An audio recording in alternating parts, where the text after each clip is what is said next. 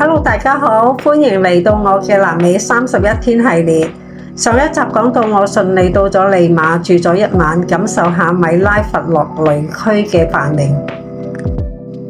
今日係第二日，我哋正式開始行程。3月7日凌晨4點，你冇聽錯啊，係凌晨4點啊！我已經拖住個23寸篋，用 Uber call 咗車去巴士總站。去到巴士總站，車仲未開，我就喺站裏邊嘅便利店買咗個包包同小食，準備喺車上高食。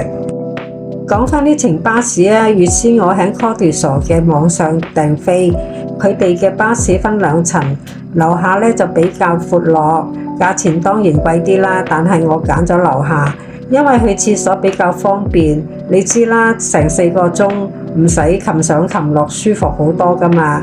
而且巴士入邊有廁所，呢個好重要嘅。長途車最驚就係冇廁所。搞掂晒之後，我就跳上巴士向 Paracas 出發啦。車程大約4個鐘。你問我點解咁早？因為想慳時間咯。日頭玩完，夜晚又可以接住去下一個地方。旅行就係咁嘅啦，瞓少啲，玩多啲。到咗 Paracas 巴士站，第一件事就係寄存行李。我個23寸篋就放咗喺站入邊，仲要唔使錢添。可能因為我順便喺站裏邊報埋半日團啦，所以俾我免費寄存，抵到爛啊！搞掂晒之後，我就輕輕鬆鬆出海去潦島啦。Paracas 喺邊度嚟嘅？佢係喺秘魯南太平洋沿岸一個沙漠同海洋交界嘅地方。我搭船出海去咗巴列斯塔斯群島，即係大家成日講嘅潦島。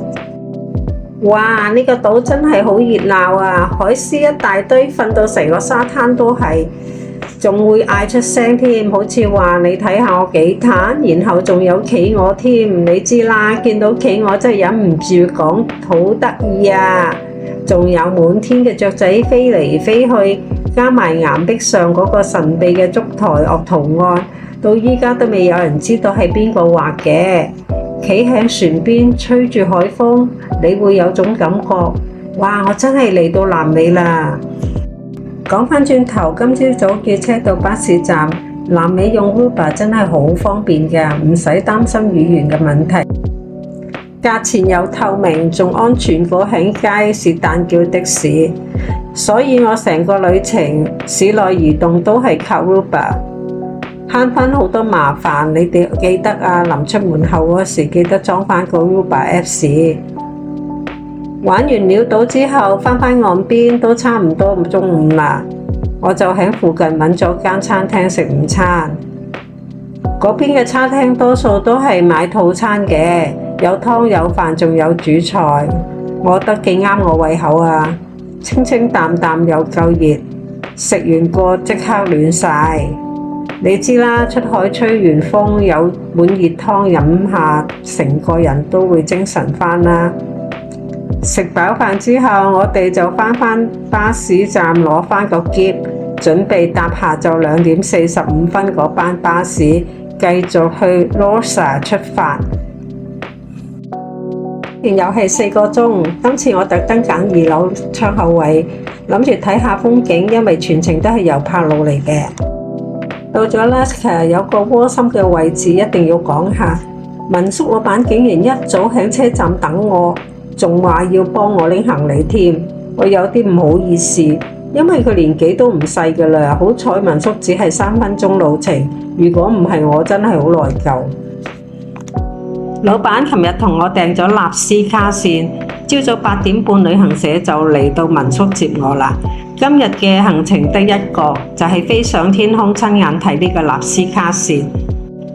去到旅行社，首先要登記同磅重。點解要磅重？因為要按體重嘅安排坐位，保證左右平衡，所以冇得揀位㗎。上機之前，工作人員會講解主要嘅事項。佢話為咗令兩邊都睇到圖案，飛機會不時偏側同急降。琴晚老闆都已經同我講過㗎啦，千祈唔好食早餐啊，否則就會嘔晒出嚟。我好聽話，真係冇食到。飛到上空嗰一刻真係好難形容嗰個興奮啊！首先見到嘅係蜂鳥好大隻，線條好清晰，完全唔似係幾千年前嘅人畫嘅出嚟嘅。然後猴子個尾捲成一個圈，好有趣。